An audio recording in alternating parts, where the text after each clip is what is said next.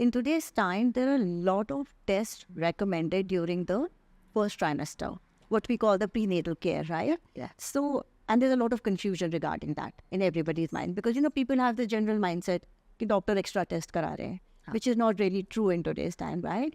So, how would you explain that? Yeah. So previously, like say a few decades ago, we had like a pyramid of antenatal care wherein, the initial antenatal visits used to be few. Yeah. And then towards the end of pregnancy, the doctor would call the patient more often. Yeah. And now what we have is an inverted pyramid of care. That means maximum things or testing has to be done in the first trimester. Right. And then we can, find out which pregnancy is going to be a low risk one or a high risk one. So that categorization happens right in the first trimester. Okay.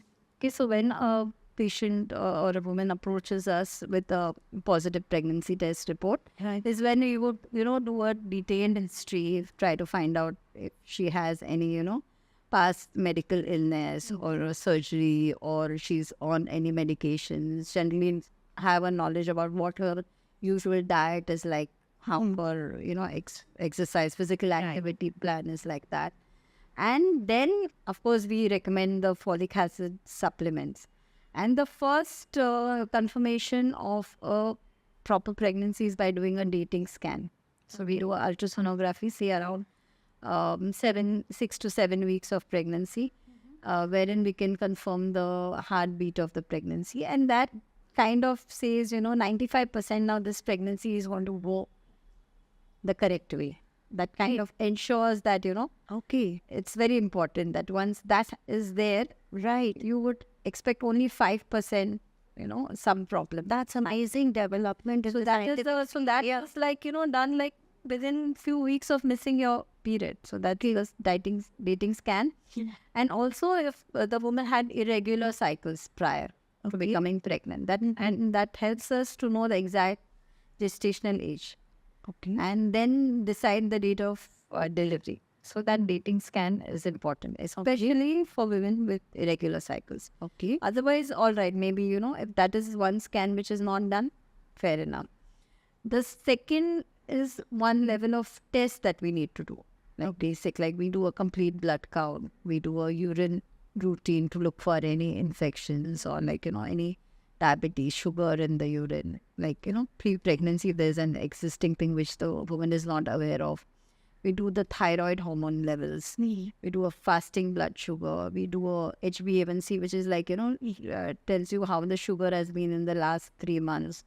We do a hemoglobin electrophoresis, which kind of tells you whether is there any abnormal hemoglobin like a thalassemia, which the patients may not have been tested for all that. So this is the time to find all these things out.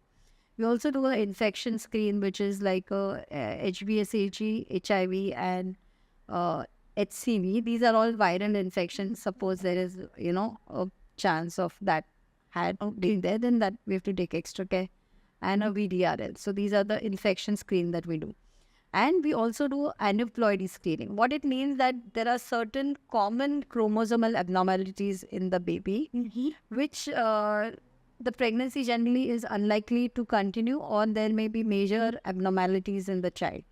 So we do a screening test called as dual marker, which tests levels of two chemicals in the blood, which is pregnancy associated protein and free beta HCG. Okay. So combined with that and a sonography which is done in the third trimester, we do it between 11 and 14 weeks. That is called as the nuchal translucency scan. Okay, so there is a small space behind the nape of the neck that is measured, and that has been shown to be associated with certain chromosomal abnormalities. So this scan which is done in the third month is a little more detailed scan where very gross abnormalities in the baby can be picked up. Like absence of head, certain, hernias, and we can pick that up. That early it can be picked up. Also, we look at the nuchal translucency, we look at the presence of the nasal bone. And there are certain, like, if there is a chance of cardiac defects in the baby, like right now the heart is not developed, but there are certain features like we look for tricuspid regurgitation and a ductus venosus flow. So these are certain characteristics which are recorded in the first, the NT scan. And also we look at the blood flows from the uterine arteries. So all these it's like a screening scan for to predict certain things that are likely to come up during the pregnancy. Like you can predict hypertension that may happen by doing all these tests right in the first trimester. And it can then absolutely... Yeah, and then it can make us alert and we can take up certain steps to, kind of prevent it.